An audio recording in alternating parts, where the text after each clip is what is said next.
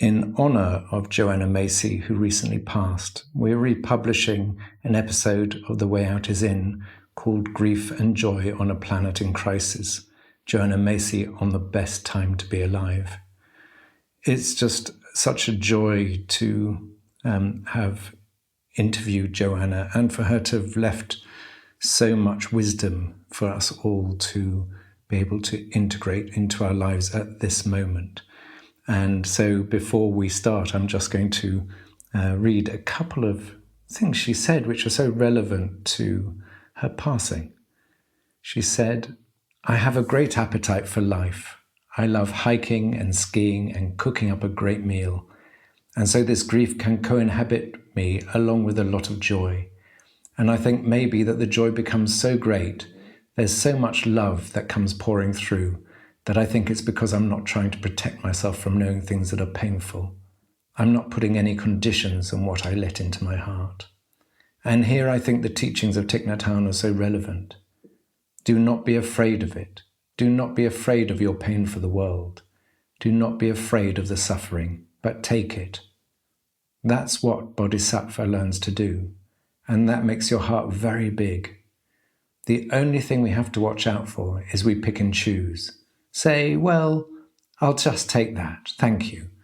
I'll take it when I want a little bit of hot fudge sauce on it. I think I'll have that. It's like that great poem of the fifth patriarch, Life is only difficult for those who pick and choose. You just take it. And the first thing that came to my mind is that this is the great gift of death.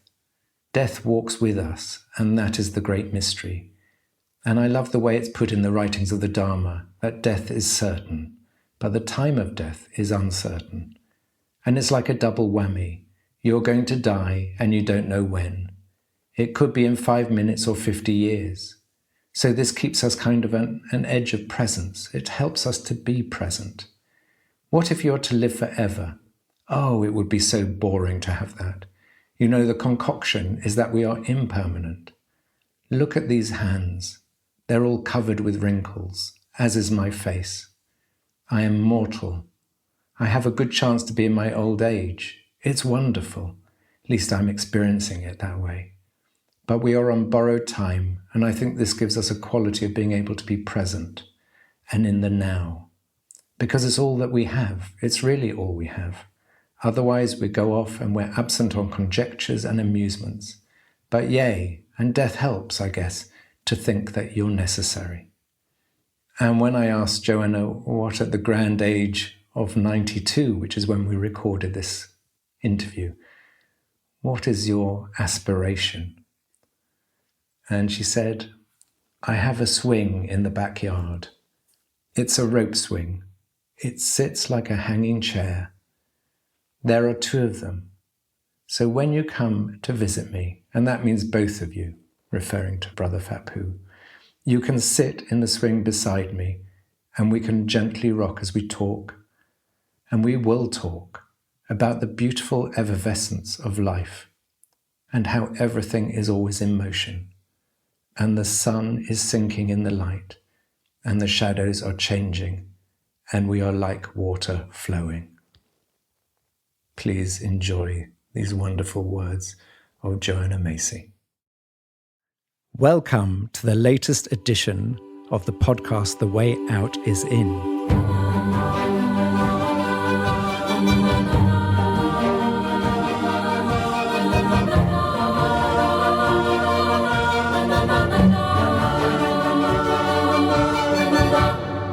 I am Jo Confino.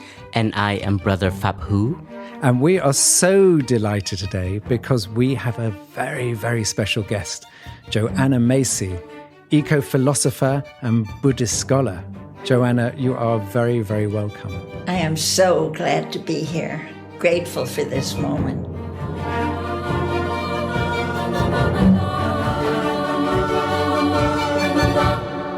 The way out is in.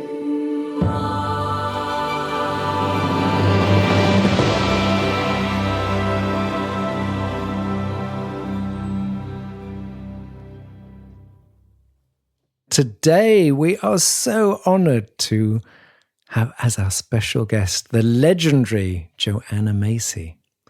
So for those who don't know Joanna, Joanna is 92 and many decades ago saw what was coming with the collapse of ecosystems, as she calls it, the great unraveling. And also she's been present to help people to navigate a path through the despair of seeing our nature, our natural world unravel. Joanna, can we start a little bit? Because you have had a relationship with Thich Nhat Hanh since the early 1980s. Can you tell us a little bit about how Thich Nhat Hanh is relevant to the issues we face today, and also how he has influenced you? Yes, well, actually, his importance to me, what he represented to me, was of tremendous importance long before I met him. He brought what I had always yearned to see, which was a bringing into reciprocal enrichment the teachings of the Lord Buddha and for our time, and a life dedicated to issues of justice and the life of our shared planet. I saw in him from when I was learning about the School for Social Service. I was just amazed that this was going on. And it was very important for me because Vietnam itself had been a focus of a very significant focus for my heart mind since 1950, when I did a special thesis on the struggle still then under the French colonials and the betrayal of the colonizers, of the agreements with Ho Chi Minh. All of that fascinated me from this distance and made me feel as if I had both as a compassionate heart, but also I was somehow identifying with that long before I heard of Thai. And then when I did, and I think it was Lotus in a Sea of Fire that I was reading, that became a kind of teaching and action for me of what the Bodhisattva heart can open to and be with the pain, and in a way that can allow the heart to include more, to not be afraid of the pain, of seeing the suffering, not to be afraid of it, because then you learn something about your own, the inner immensity. So there were teachings before I ever thought that I would be fortunate enough to meet this amazing monk, teacher, bodhisattva. I saw in him a kind of example of what a bodhisattva is. Yes, so then it was in the United Nations Special Session on Disarmament in 1982 that I actually saw him with these eyes. And it was when he walked onto the stage of a little meeting ahead of time. It was a big meeting, but for the spiritual presences, the religious teachers.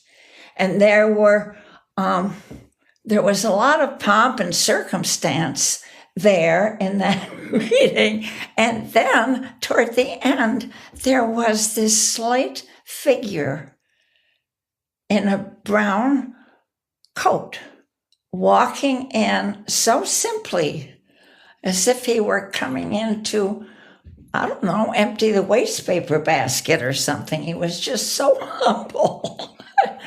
Because it's just, and then he reached in his pocket and said, I wrote a poem on my way here. Maybe I'll just read the poem. And it was, Call Me By My True Names. Please call me by my true names. Why don't we read it now? Don't say that I will depart tomorrow. Even today, I am still arriving. Look deeply every second I am arriving, to be a bud on a spring branch, to be a tiny bird with still fragile wings, learning to sing in my new nest, to be a caterpillar in the heart of a flower, to be a jewel hiding itself in a stone. I still arrive in order to laugh and to cry, to fear and to hope. The rhythm of my heart is the birth and death of all that is alive. I am the mayfly metamorphosizing on the surface of the river, and I am the bird that swoops down to swallow the mayfly. I am the frog swimming happily in the clear water of a pond, and I am the grass snake that silently feeds itself on the frog. I am the child in Uganda, all skin and bones, my legs as thin as bamboo sticks, and I am the arms merchant selling deadly weapons to Uganda. I am the 12-year-old girl, refugee on a small boat, who throws herself into the ocean after being raped by a sea pirate. And I am the pirate, my heart not yet capable of seeing and loving. I am a member of the Politburo with plenty of power in my hands, and I am the man who has to pay his debt of blood to my people, dying slowly in a forced labor camp. My joy is like spring, so warm it makes flowers bloom all over the earth. My pain is like a river of tears, so vast it fills the 4 oceans. Please call me by my true names, so I can hear all my cries and all my laughter at once, so I can see that my joy and pain are one. Please call me by my true names, so I can wake up, and so the door of my heart can be left open, the door of compassion. Yeah, yes. And to hear that then at that moment was in that incredible drama of the situation under President Reagan, the nuclear arms race, sending our missiles all over Western Europe and arming them, the alarm that was being felt to have this incredible poem that would so encapsulate and convey what this remarkable being, this warrior teacher, was asking of us, to take everyone into our hearts, that is our true names. Just about the same time, I found that another source of tremendous gratitude, and that was that in terms of the Buddhist teachings, one of the things that had been awkward for me was because in my studies I had focused greatly on the Lord Buddha's teachings of Praticca Samutpada, the interweaved dependence, indeed the interexistence of all things. And that was so strong for me. And I found that, but that the Buddhists who were, at least in the Zen, which is not exactly my school, but the word empty. Now, the word empty, shunya, shunyata, does not carry the impact of what I experienced from the Buddhist teachings in the early scriptures, that we belong to each other. We influence each other deeply. We are linked at the very essence. And so empty, it's and so when I saw that Thai was also at that same time searching for a way to express this in a much more positive way, where you could get your mind around it and sink your teeth into it, so just empty, that we are, of course it meant empty of separate self, okay, svabhava. But when he began to speak of interbeing, and I am because you are, and this is, and he was teaching in such imaginative ways, I felt this was of immense importance for the Buddhist movement in all countries and around the world. Thank you, Joanna. And what's the power of a simple monk? Because one of the things about Thich Nhat Hanh is that he's had no adornments. As you say, he can come into a room and you think he's just one of the crowd. He'll do an extraordinary teaching, then he'll walk out as though he's one of the crowd. There's no pomp and ceremony, no ego. What's the power of that energy? What a wonderful question. It makes it somehow like the air we breathe. I guess the message is that it belongs to life, like air. You can't see the breath come and go. I just have to trust. Just as Brother Phap Huu just now led us in breathing, I couldn't feel his breath, but it's so that the simplicity, it was like saying, here's the Dharma. It's like the life that you're given. It's a quintessence of the life we're given. And it helps us become more alive, like the breath does. And Brother Phap Huu, as his personal attendant for 17 years, I mean, is there something you want to add about? Because as Joanna says, it's when the message is crystal clear and unadorned. It's not, it has nothing attached to it. It has a pure, like the mindfulness bell. Can you tell us a little bit about your experience of Thai in that regard? Yes.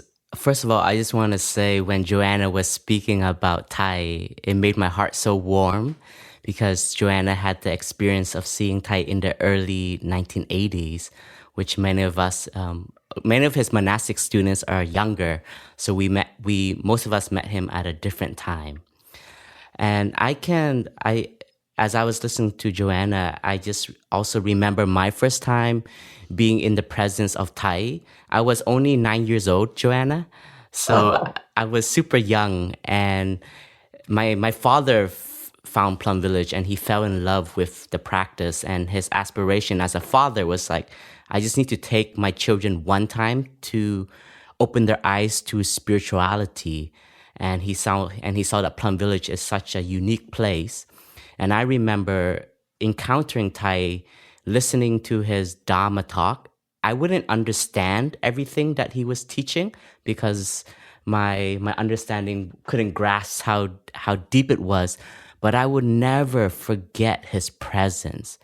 just like how Joanna explained, the breath is invisible. It's the same with the presence of his stability and his virtue that was in the room. I just definitely felt that. And the simplicity is of Thai is one of his characteristic that I still aspire to develop in myself.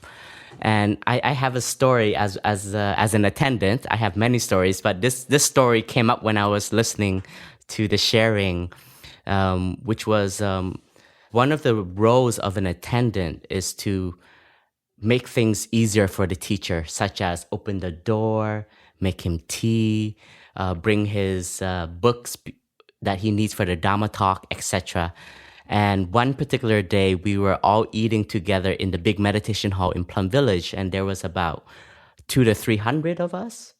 And normally after a meal, everybody stands up, bow to each other, and then we're on our way out. And there was a bottleneck at the door, so everybody was trying to get out. And Thai was slowly approaching the door. And so in my mind, I was like, this is my job. I need to clear the path for Thai. And as I slowly progressed, I felt somebody pull me back. And I looked back, it was Thai. And Thai didn't say anything, but he just looked at me and he gave me the motion that it's okay, you don't need to do that. And once he arrived, the path just naturally opened. And Thai gracefully walked out of the meditation hall. And that was such a moment for me because sometimes you know that just your presence, it will manifest how the situation you want will be without even needing words. So I feel simplicity and presence is such a beautiful teaching. And I've learned a lot through the Dhamma body of just Thai. And that finger in your collar pulling. Yeah. I will never forget that moment. That was a teacher and student moment. I was only 14 years old, so still very naive and energetic and want to be perfect.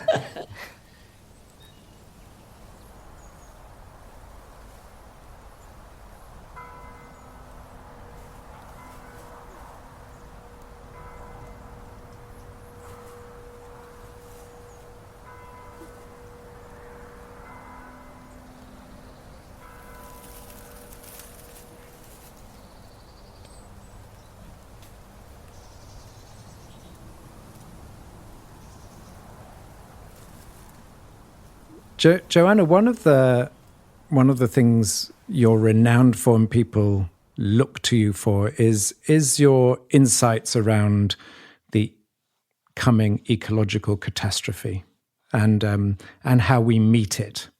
And I just wanted to start off by asking you, the Parallax Press, which is Thich Nhat Hanh's publishing house, has just done the 30th anniversary edition of your book, World as Lover, World as Self.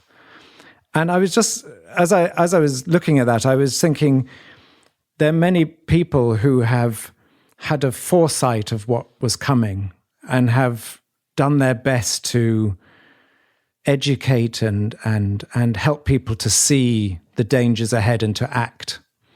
But over those 30 years, we have seen what you have warned about, which is this great unraveling, as you call it, which is the collapse of life as we know it. And I just wanted to ask you what it's felt like to know something so deeply, to do your best to help people to recognize that, but to see it largely unheeded, and the very thing you were most fearful of coming to pass. Can you just give us a sense of what that journey has been like? Well, I received that understanding suddenly quite a time back in about 50 years ago.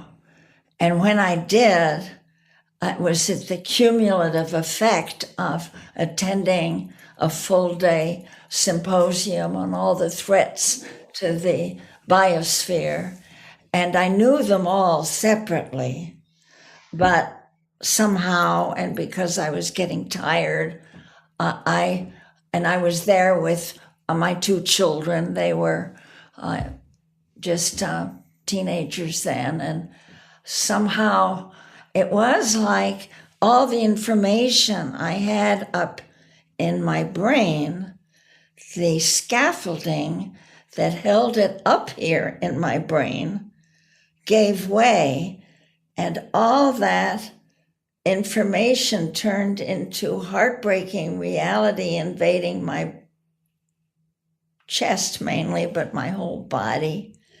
And I thought, we are destroying our world.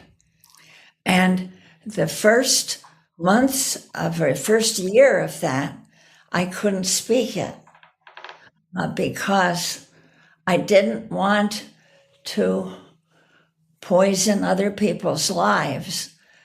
And I didn't want to, and I didn't want people to try to argue with me or cheer me up because I knew it was true. And so I just kept quiet. And then I had the occasion to lead a group of university faculty at a conference, and to introduce themselves, I invited them, please don't tell your rank or your title or your responsibilities in introducing yourself. There were a group of 40 about. I said, just say your first name and then tell of a moment when the crisis of this planet, this living planet, touched you personally in your life. That moment changed my life, just as the previous moment when I saw that we could destroy our world, and we're doing it. I heard each one go around. Now my voice is having tears in it as I think. I was given the inestimable privilege of seeing that and hearing one after another of these respectable, successful faculty people speak of a moment when something comparable of what happened to me. And I thought, I realized we can talk about it. We can talk about this and not feel condemned to be the sole carriers of this grief. And then the second thing I learned was, as soon as that happened, everybody changed or became activated. It was like shaking up a solution of something, and they were suddenly so full of laughter and so full of creativity and initiative, and they were taking charge, and something had been, they were being made whole in some way. They had finally showed up. They had finally become fully there. And that week was a week of 4 mornings with of incredible creativity, and even with quite a bit of laughter. It was as if we had walked out of a very small little house where we were keeping ourselves contained, walking out into a great meadow or field or into life. And everybody's creativity and humor and tears were all very present. But I have a great appetite for life. I love hiking and skiing and cooking up a great meal and So the grief can co-inhabit me along with a lot of joy. And I think that maybe that the joy becomes so great. There's so much love that comes pouring through that I think it's because I'm not trying to protect myself from knowing things that are painful. I'm not putting any conditions on what I let into my heart. It all goes in. And so I have felt very alive, and very alive now, even at 92, seeing how after just this decade of the 2020s, are we going to be able to pull down the greenhouse gas emissions? Come on. But then maybe this really will be the last chapter. Could that be so? Well, maybe it is, but I'm here. And how fortunate I am to be here. And I have imagined that it's so wonderful to be here that I could picture people in Buddha fields around the universe hearing about what's happening on planet Earth and standing in line, applying for an incarnation on planet Earth now. Who wouldn't want to be here now at this gorgeous planet that still could be saved? Wouldn't you want to be here? No.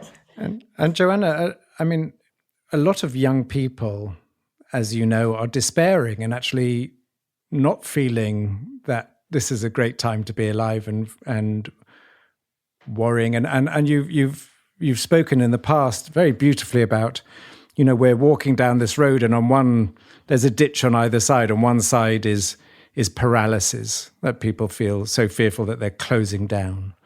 And on the other side of the road is another ditch, which is around panic, that people are panicking. There are a lot of young people who don't want to have children because they don't think there's a world for them to grow up in.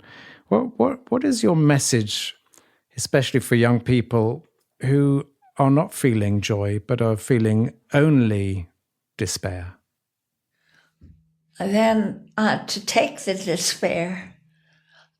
And here I think that the teachings of TWOII are so relevant. Do not be afraid of it. Do not be afraid of your pain for the world. Do not be afraid of the suffering, but take it. That's what the Bodhisattva learns to do. And that makes your heart very big. There was a Bodhisattva that I loved very much, Kshitigarbha. And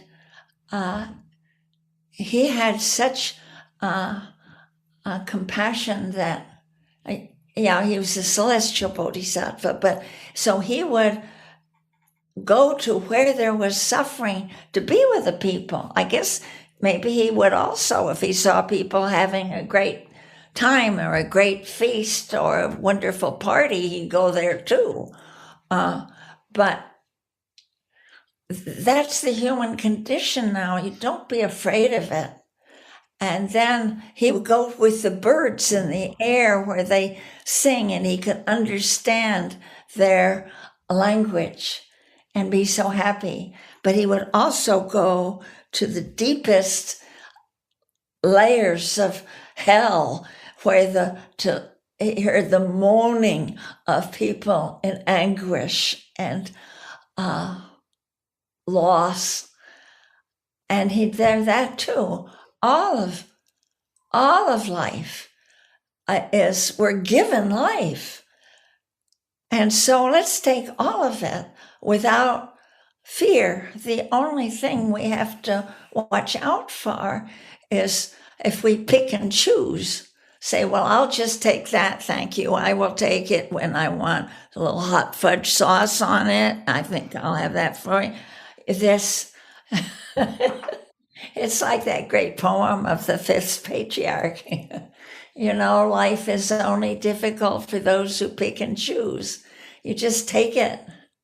You take it, and that helps you feel whole.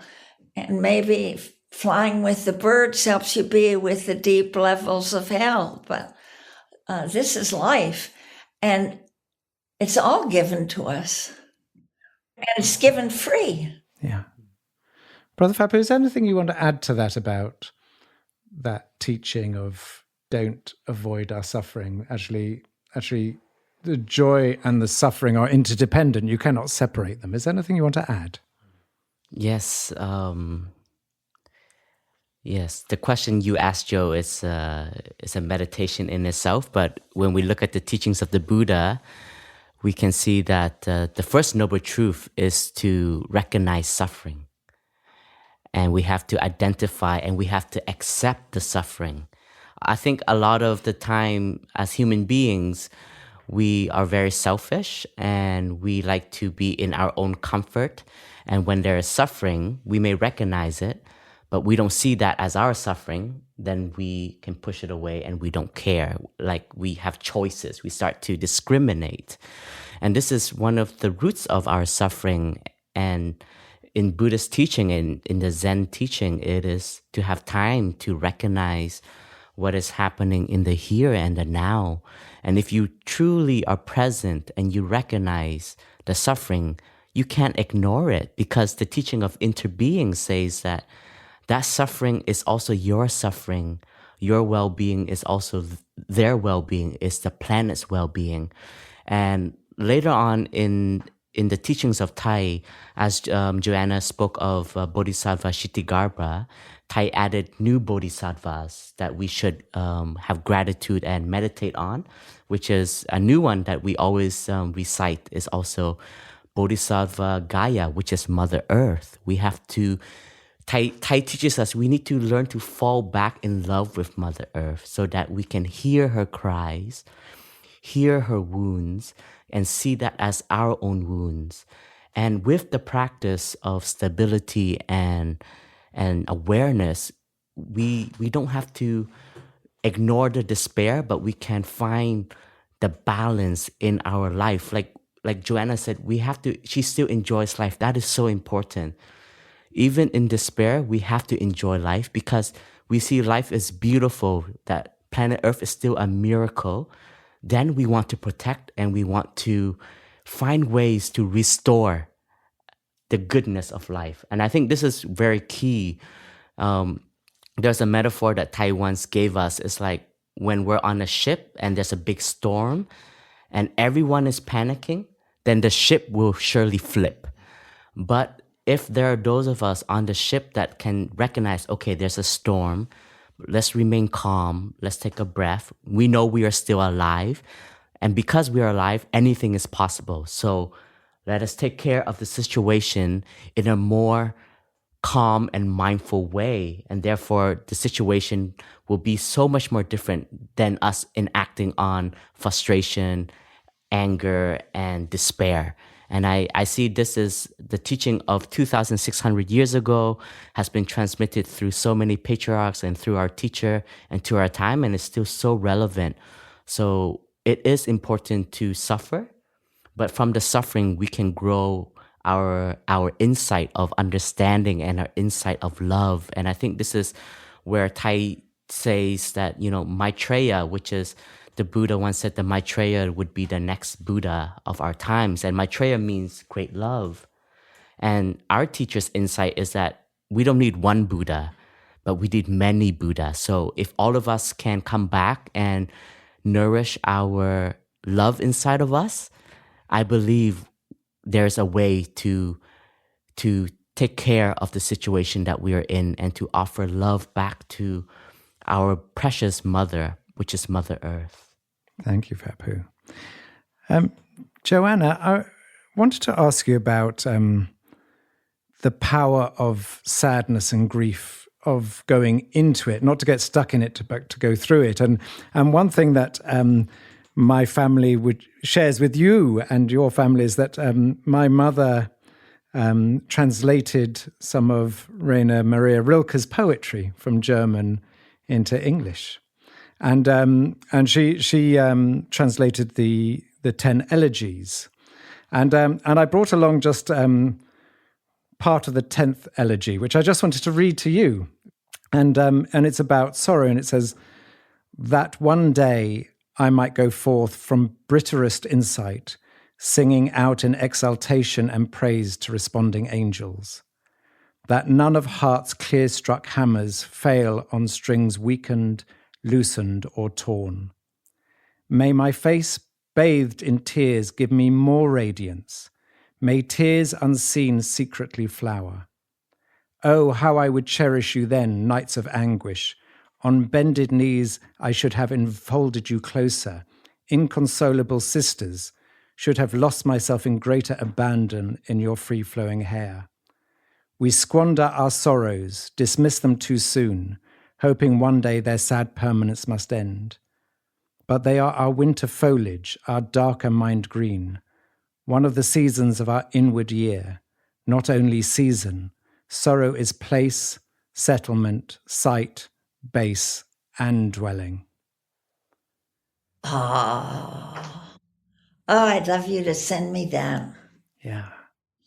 But I think that it doesn't take a poet. I think all of us can feel that there are times when a shadow passes over our mood and we taste the tears. Taste the tears. They're salty. It's the living earth. We are part of this. Yeah, so it's helped me. Rilke has helped me hugely. Quiet friend who has come so far, feel how your breathing makes more space around you. Let this darkness be a bell tower, and you the bell. And as you ring, what batters you becomes your strength. So move back and forth into the changes. What's it like, this intensity of pain? So curious about it.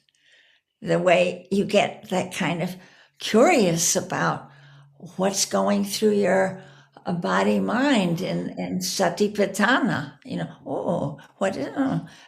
pay attention. Yeah, you pay attention. There's also what the darkness brings. There's another poem, you're going to just let me say one more, but there's another sonnet from the Sonnets to Orpheus. He wrote those at the same time as he wrote the TWOII elegies or finished them, about half of them, when he was in Switzerland after the war, First World War. Dear darkening ground, he's been talking to God all the time, even though he says, you're not a king on the throne. You are like the mist that draws forth the morning. You are like the pool in which there's 1,000 roots silently drinking. That's his vision of the sacred. And so then in this one, he actually speaks to God as the earth. And he says, dear darkening ground, you've endured so patiently the walls we built. Please grant the cities one more hour. And the churches and cloisters, maybe give them 2. And those that labor, let their work still grip them for another 5 hours or 7 before you become water and widening wilderness and waste in that hour of inconceivable terror when you take back your name from all things. Just give me a little more time. I just want a little more time because I am going to love the things as no one has thought to love them until they are real and worthy and cherished. I mean, to get that. He sees this. He has, back then, that was in the closing year of the 19th century, and he knew nothing about the rise of fascism or the 2 world wars or the death camps or the nuclear bombs, none of that. But he had this intuition deeply. I see it in many of his poems, that there was something that was deeply heartbreaking and spirit-breaking about the tragedies that would befall us in the 20th century. But his move is it does not help let me out of here, or even give me the power to stop it. All he says is, give me the time so I can love the things. As if that's the great commandment. So I want more time so that I can do what I'm made to do. Why else are we given these hearts with more neurons in them than our brains? Why else are we given eyes that can see the beauty of this world and ears that can hear such beautiful poetry and lungs that can breathe the air? We have to use it. It's for tasting and loving our world. And so if she's ailing, now we have to love it more.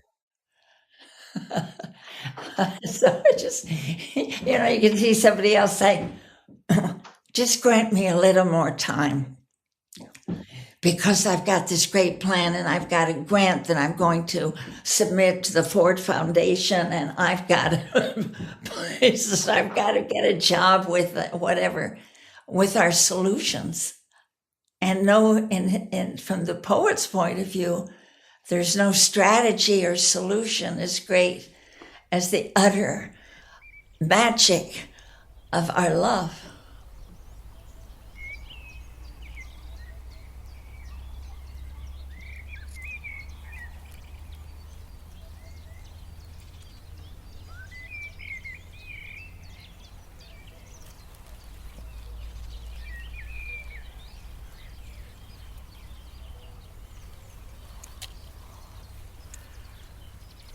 Thank you, Joanna. And Brother Phap Huu, one of the things that Thai has, I think, one of his core teachings is that we're not separated from the environment.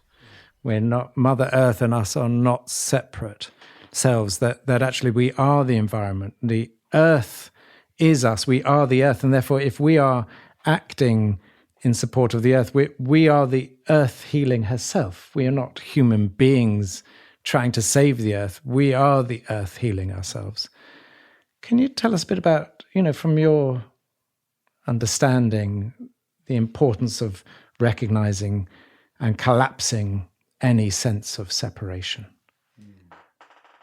Yes, that's why we so need to learn how to be mindful of our life, of the present moment, because with mindfulness, we are in touch with the wonders of life.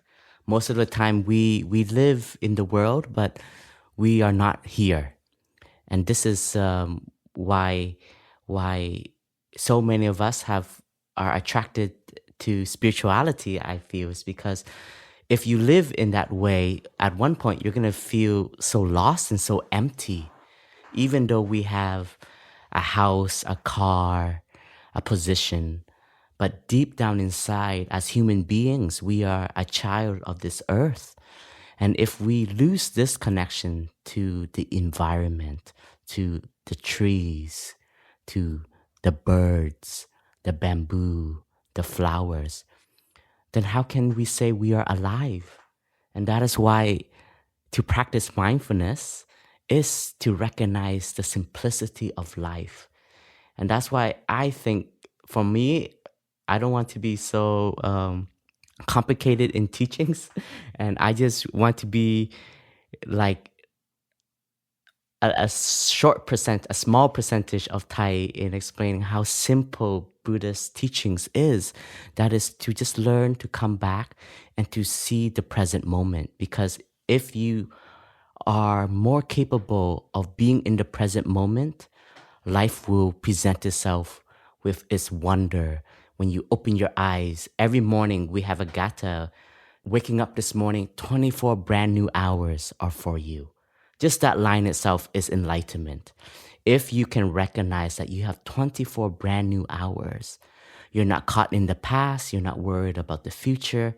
That 24 brand new hours is a gift. And with that understanding, your way of living will start to change. And this is the core, which is understanding.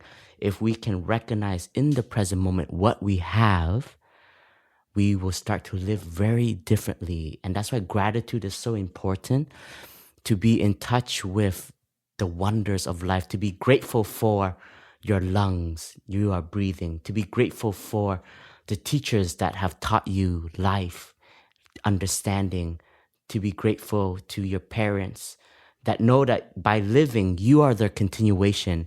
And by taking care of this present moment, you're taking care of the future. Can be your children, can be your friends, and then the gratitude of the environment. And one of Thai's quote that became such a statement of today is that you are the environment. The environment is not outside of you. It's because of this dualistic thinking that we think we have to protect the environment, or we are just taking care of ourselves. We just want happiness for ourselves. That's why there is this ongoing destruction that mankind is adding without awareness. But suddenly when you see that the environment is you, that's enlightenment of the present moment, of what is happening in the here and the now. With that understanding, you will have to change your way of living. Yeah, Joanna, I just wanted to ask you about truth-telling and the power of facing the truth. So in the prologue to the 30th anniversary edition of your book, World as Lover, World as Self, you've wrote a prologue which is, I read this to a lot of people, actually. When I have it right next to my computer and my phone, and when people phone me and we're discussing this topic, I will often read it because it speaks very deeply and profoundly to me. So I just want to read the first couple of paragraphs and then maybe ask you just to sort of take us deeper into the sensing of it. It's called Entering the Bardo. We are in a space without a map. With the likelihood of economic collapse and climate catastrophe looming, it feels like we are on shifting ground, where old habits and old scenarios no longer apply. In Tibetan Buddhism, such a space or gap between known worlds is called a bardo. It is frightening. It is also a place of potential transformation. As you enter the bardo, there facing you is the Buddha Akshobhya. His element is water. He is holding a mirror, for his gift is mirror wisdom, reflecting everything just as it is. And the teaching of Akshobhya's mirror is this: do not look away, do not avert your gaze, do not turn aside. This teaching calls for radical attention and total acceptance. Can you talk a little bit more about that? Akshobhya's mirror had a lot of graphic reality for me as an American here in this country, because what it brought forward to our gaze was things that our culture and our politicians too, and our, the whole culture doesn't want to see. What did it bring forward first? The places we warehouse the aged, the seniors in their nursing homes were beginning to die, dying from this disease. And then in the prisons, where we warehouse the people who we want to get out of the way, huge epidemic scales in the prisons. In the meatpacking industry, where we don't want to see what we do to the carcasses of the steer and the sheep, what we bring in, and we certainly don't want to see the conditions in which the slaughtering takes place and what it does to the people who are recruited, often undocumented workers. And so that was our attention before I even thought of, the relevance of the Bardo or Akshobhya. The whole culture was riveted on what it had chosen not to see. So that relevance of it had struck me. And that, as it's true in the Buddha Dharma throughout, is that what we can open our heart mind to fully is what we most need and is the grounds for transformation. Yeah. That's true in every religion, isn't it? To be with, to make that choice, to be radically present. And we spend so much of our time avoiding it at great cost. Yeah. A distracted culture. Yes, and Joanna, can you say a little bit more about that sense of a distracted culture? That actually the whole of Western society seems to be built on a avoidance of suffering, avoidance of seeing. Exactly. Countless ways that we can need to be distracted, either amused or terrified, or that's all kinds of distractions, even wholesome things that can become a distraction if you make them take the place of your sheer presence to life. And Brother Phap Huu, I mean, I know one of Thich Nhat Hanh's ethical trainings is about consumption. And a lot of people, when they think about consumption, think, oh, it's about food or films, but it's about consumption of consciousness, of everything we see with our eyes, we hear with our ears. It's not just limited, it's actually a whole way of consuming life almost. Yeah. So do you want to just tell us a little bit about, why it's so important to focus on that, and as Joanna says, to move through these directions to see the truth, because it's only when we see the truth that we can change. I think that as a human being, we need many sources of nutriments to survive. But at the same time, to be a human being, we're not only consuming through the mouth for nutriments, but we are consuming by all of our senses, our eyes, our ears, our smell, our way of being, just connecting, sitting beside each other. That is a consumption. And we know that consuming is two ways. So when we take in, that is a consumption. But at the same time, by we are taking in, we are also contributing to something else. And what we consume also will affect how we live our life. If we are always listening to news that are dreadful, or hearing angry conversations, or hearing sounds that touches the seed of fear in us, then that will become us. So the practice of taking care of oneself is also to be very mindful of how we expose ourselves. What are we consuming by consciousness? What are we consuming by the situations that we are around, who we are living with?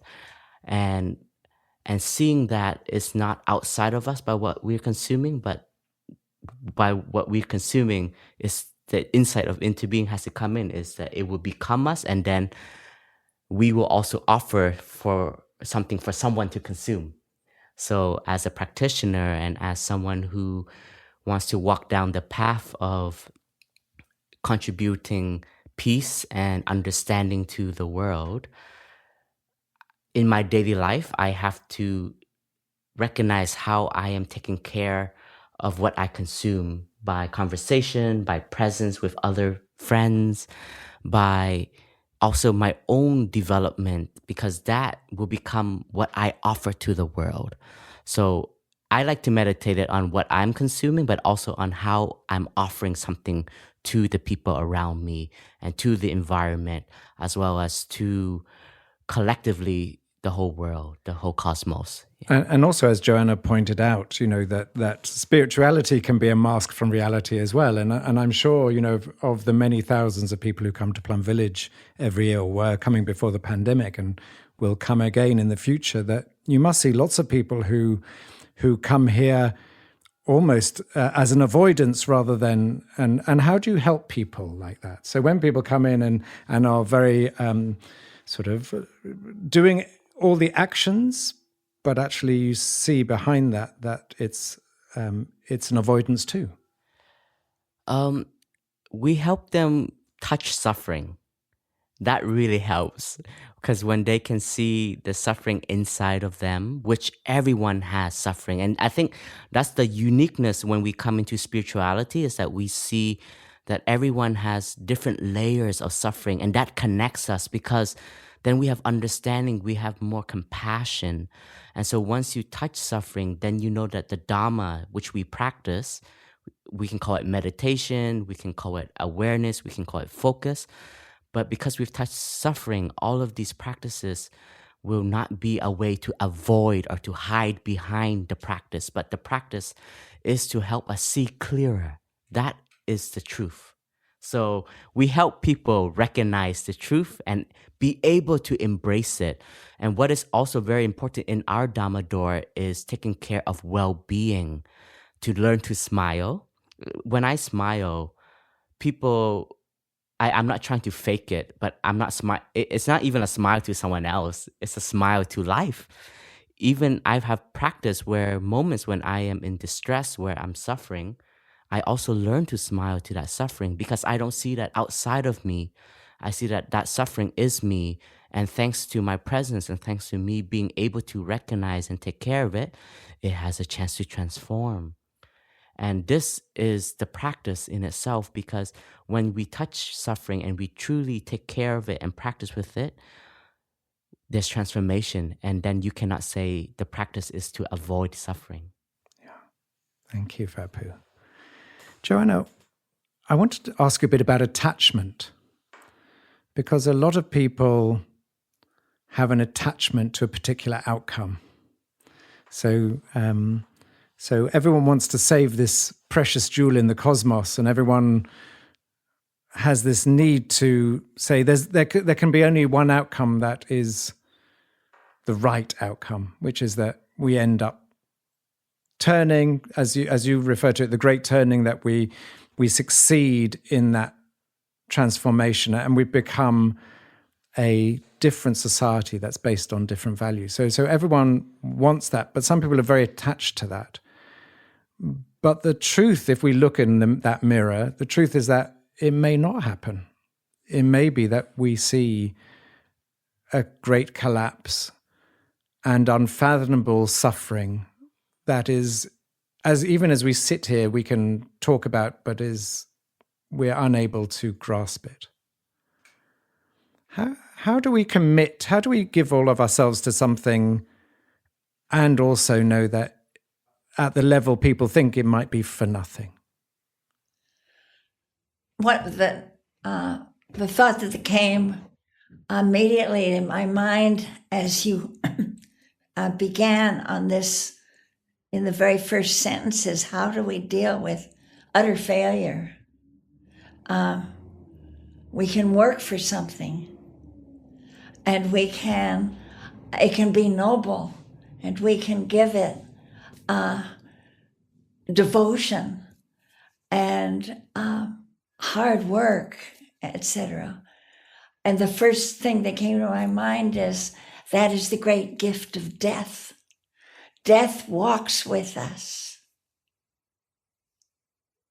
And that is the great mystery. And I love the way it's put in the writings of the Dharma, that death is certain, but the time of death is uncertain. And it's like a double whammy, boom, boom. You are going to die, and you don't know when. It could be in 5 minutes or 50 years. So this keeps us kind of on an edge of presence. It helps to be present and not to, what if you were to live forever? It'd be so boring to have that, The concoction is that we are impermanent. And look at these hands, they're all covered with wrinkles, as is my face. I am mortal. I have the good chance to be in my old age. It's wonderful. At least I'm experiencing it that way. And but we are on borrowed time. And I think that this gives us a quality of being able to be present and in the now, because it's all we know we have. It's really all we have. Otherwise, we're absent on conjectures and amusements. But and death helps, I guess, to think that you're necessary for. You just. Well, one of the best pieces of advice when I was young in my career, I ran the business and finance desk of a newspaper in England called the Daily Telegraph, and I was working all God's hours and very stressed. It was a very stressful job. And I remember one of the senior journalists coming up to me late one evening and said, "Joe, I'm going to give you one piece of advice in your life, and that is to know that the cemeteries of England are full of people who thought they were indispensable. Now go home and get some sleep." And it was the best bit of advice I think I've ever been given, that not to think it's all me, not to think for any of us, it's up to us. There's such a strong feeling in people, I have to save the planet. And people burning out trying to save the planet, as though it's all on their shoulders, and it creates a lot of suffering, and in fact creates the very thing that will perpetuate the problems of this world rather than solve them. Yeah. And that in sense of, and you know what, there's a line from Rilke says that, impermanence, the fragrance of our days. Yeah. Seeing it as a positive thing, that we just have this moment. And however old we grow, we only have this moment, this now. It's the only time we can sniff the fragrance or breathe or wake up. And Joanna, what's it like being 92? I mean, I know the present moment is the present moment, but what's it like? I mean, and what is, at the moment there's the 3-month rains retreat in Plum Village, and everyone's asked what is their aspiration. So for that 3 months, what is at the grand age of 92? What is your aspiration? Where do you want to put your energy? Knowing everything you know, where do you want to place your energy in the remaining time you have? I want to love the things. I am given a little more time. I want to, I have a shelf there with about 50, is that many? 40, but spiral notebooks. And those are what my journals of the last 50 years. And I thought I could read them. And then once I've looked, if there's anything worth saving, I could share it and then I'd toss it. Maybe the things that maybe I wrote something is beautiful, or maybe I wrote a poem. But so that's one thing. But mostly I have a swing. I have a swing in the backyard. It's a rope swing. It sits like a hanging chair. There are two of them. So when you come to visit me, and that means both of you can sit in the swing beside me, and we can gently rock as we talk. And we will talk about the beautiful evanescence of life and how everything is always in motion. And the sun is sinking and the light and the shadows are changing. And we are like water flowing. I would love that. I would love to come and sit on that swing with you and do nothing. But there are two of us. We need 3 swings, Jo and I. We will build another swing for Jo. Phap Huu, tell us a bit about Thich Nhat Hanh and that, what Joanna just said is so essential about this moment and sitting on a swing, breathing, listening to each other, just being present to life. And how because Thai also, I used to see him on his hammock, sort of gently swinging. I have one quote from Thai, and he says, "We all have an appointment, and that appointment is with life. And if we can touch that in each moment, then our life will become more beautiful when we are allowing ourselves to arrive at that appointment." Yeah. Oh, that is wonderful. Oh. Joanna, I just want to ask you one final question, and it's also in your book, World as Lover, World as Self, and it's about the prophecy of the Shambhala warriors. And as you say, it was written, not written, it comes from more than 1,200 years ago, and it wasn't written down, it was spoken. That's right. Yeah, and it spoke of a time when there was a great danger to Earth, and it was the time for the Shambhala warriors to show up and go into training. And I'm going to actually just read a little bit, because you talked about, and this is what I want to get into at the end. You talked about that their weapons, the weapons of the Shambhala warriors, are compassion and insight. And you wrote, both are necessary. You have to have compassion because it gives you the fuel to move you out there to do what is needed. It essentially means not being afraid of the suffering of your world, but the weapon is very hot. It can burn you out, so you need the other weapon. You need insight into the radical interdependence of all phenomena. With that wisdom, you know it is not a battle between good guys and bad guys, for the line between good and evil runs through the landscape of every human heart. We are so profoundly interwoven that actions undertaken with pure intent have repercussions throughout the web of life, beyond your capacity to measure or discern.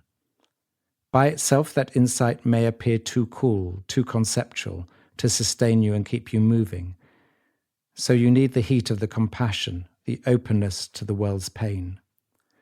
Together within each Shambhala warrior and among the warriors themselves, These two can sustain us in our work. They are gifts we can claim now for the healing of our world. We've spoken about this to some extent, but when I read it, it's so powerful to me because the story has never changed, has it, in that sense? I know at the core, what was written 1,200, or what was spoken, the story of 1,200 years ago, is the same story as now. There's something that, while we have impermanence, there's also certain values or understandings that don't change, or that are fundamental to life. And I just wonder if you can just talk about that prophecy. Yeah, that prophecy, which was spoken to me, because it's from an oral tradition by my dear teacher, Dugu Chogyal Rinpoche, still living, and from the Tibetan village center monastery of Tashijong in northwest India. But what it brings forward for me is the timelessness, and it seems so real right now, but then that's always been.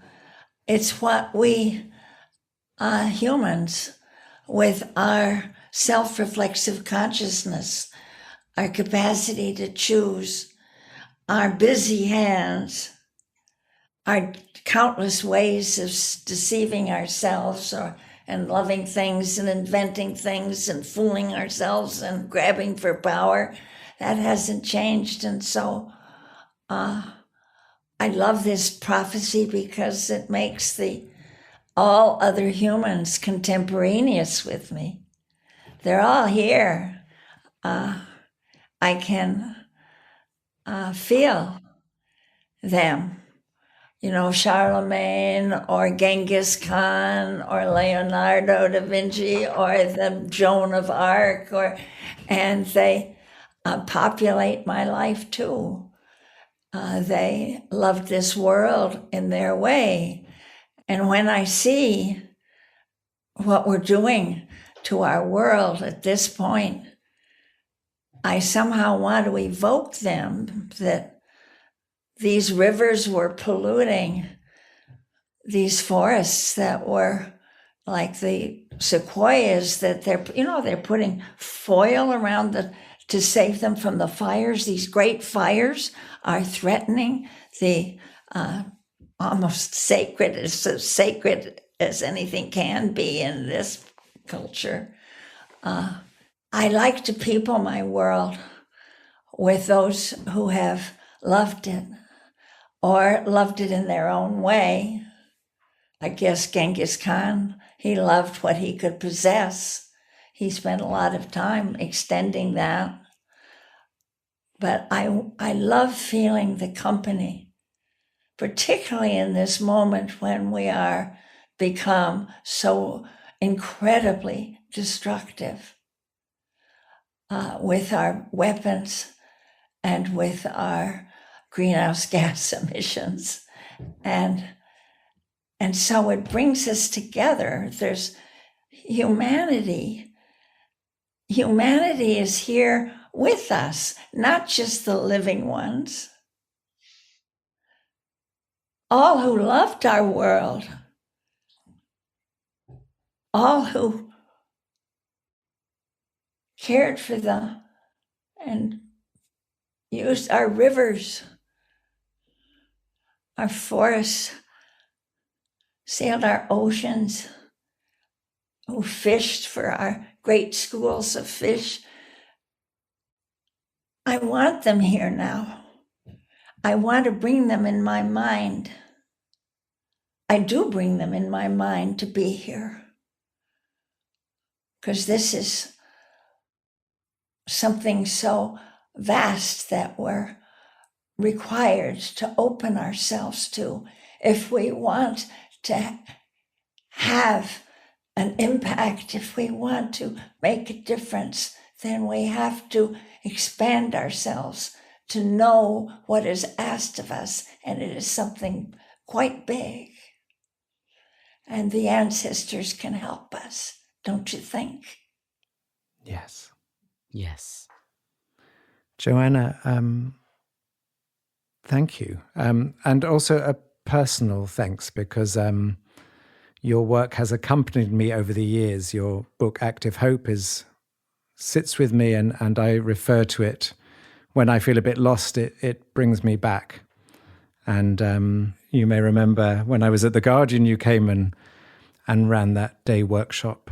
And that sense of there in that workshop, in the heart of The Guardian, was about the ancestors from the past, but also talking to the descendants way into the future and realizing we are part of a great stream of life. Oh, I remember my view of that when I went and asked to just see that vast room with all the typewriters, but because they're not laptops, all those people back. It just was like seeing a dimension of heaven to me. I was just practically on my knees. It's this speaking truth. Yeah. Yeah. Joanna, may I bless you, and Brother Phap Huu, do you want to say something? Yes, Joanna, just on behalf of the monks and nuns of Plum Village, we also want to express our deepest gratitude for all of the work that you have done for humanity. And we have a lot of brothers and sisters who have read your books and are very inspired by the works and the words that you have put in. And they are aware that today we have this opportunity of recording with you, and they all send their heart, their love, and their admiration and gratitude to you. So I just want to share on behalf of all the monks and nuns of Plum Village. Thank you so much. And on a personal note, just hearing the stories that you shared when you were close to Thich in the early 1980s, being present when he introduced the word interbeing. I wasn't there, but hearing it from you, I felt like I was there. So thank you for carrying the torch of wisdom also. Joanna, we close each session with a guided meditation, and we've taken up a lot of your time. But do you have the energy to maybe take us all through a 2 or 3 minute just guided meditation? Wow. I lead it? Okay. Yeah. All right. Okay, so let us breathe out all that has been preoccupying us so that we in this moment can be here. This moment is given to us. It's very fresh. It's very new. It hasn't happened before. And this breathing in hasn't happened before either. And this breathing out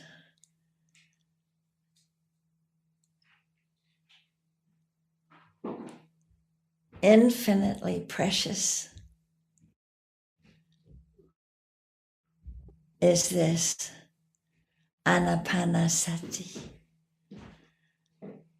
being breathed by life.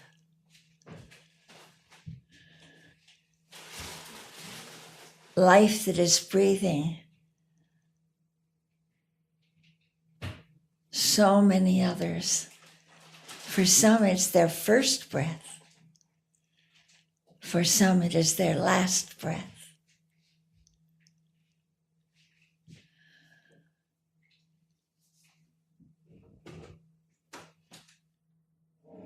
And we can experience the blessing of life itself at this moment.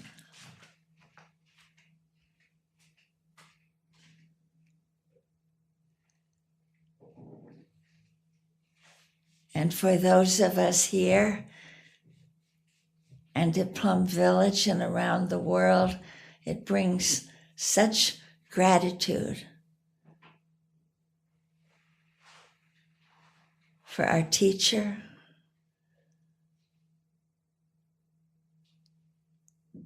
for his life, for this wisdom that is ever fresh, to be discovered afresh.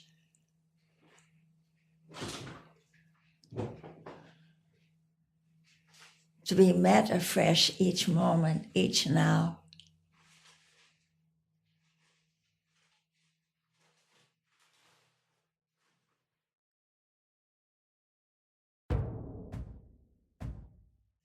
Thank you. Thank you so much, Joanna, Joanna. thank you so much. Thank you, dear friends, dear listeners, for joining us in today's podcast, as well as practicing with us this mindful breath. And we look forward to seeing you again in our next episode.